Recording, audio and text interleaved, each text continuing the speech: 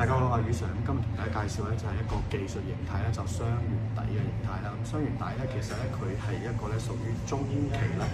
利好出現嘅信號嚟㗎嚇。咁最主要大家睇幅圖啦，咁其實咧就係第二個圓底咧，通常咧會高過第一個圓底嘅。咁啊圓底最主要嘅作用咧就係攞嚟收集啦、收貨啦，就叫做 consolidation 啊。咁第二個圓底同時間咧，其實佢收貨嘅時間咧係會短過第一個圓底嘅。咁當然咧，如果出現3次咧，第三個圓底嘅話，咁第三個圓底比第二個圓底、第一個圓底收集時間更加低啦。咁同時大家留意嘅時候咧，個形態上高咧會係咧下跌嘅時候調整咧，其實個成交量係會跟住萎縮㗎嚇。咁啊圓底咧就比單圓底、雙圓底咧，其實即係三圓底比單兩個圓底同埋一個圓底係更加可靠嘅。出現呢個形態之後，個收集完之後咧，個升勢咧亦都係會轉強啦。嗱，咁呢度舉個例子咧，就係舜宇光學2382啦，港股其實喺2022年嘅10月到12月咧出現兩個圓底咧，大家睇下幅圖。咁第三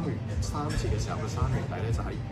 2023年1月份嘅時候咧就出現咗㗎。咁亦係典型一個三圓底嘅格局啦。嗱，咁跟住落嚟實戰上面咧，我就用美股嘅 Circle 啦 ，Circle CRCL Ticker 啦。咁其實咧出現咗三圓底，暫時行緊三圓底，係有機會係上漲嘅一個中期利好嘅信號嘅格局嘅。咁大家亦都睇到啦，咁呢度我幅圖咧，亦都係少少似呢個嘅頭肩底嘅形態啦。咁同埋你見每一次佢喺個圓底落去嗰陣時咧，個成交量咧其實咧係會萎縮下跌嘅。咁我亦都係咧成功地利用實戰嘅策略咧，喺呢一個嘅幅圖大家見得到啦，係獲利咗2次啦，亦都利用咗股票班嘅一個嘅課程啦，幫助大家第一次喺業績公佈嘅時候咧，盤後嘅股價係急跌㗎嚇。咁買入之後咧，仲好簡單，第二日咧，其實佢開盤嘅時候已經可以獲利咧超過10%㗎。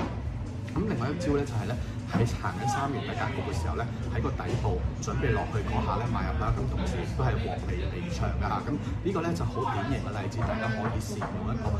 技術形態三圓底啦、雙圓底啦，其實係捕捉一啲咧就叫做短線嘅投機嘅機會啦。咁今日分享到呢度，咁大家如果有興趣可以購買啦宇常嘅書，又或者加入咧宇常呢一個嘅股票課程啦，同埋呢個嘅炒股嘅盤啦，幫助大家去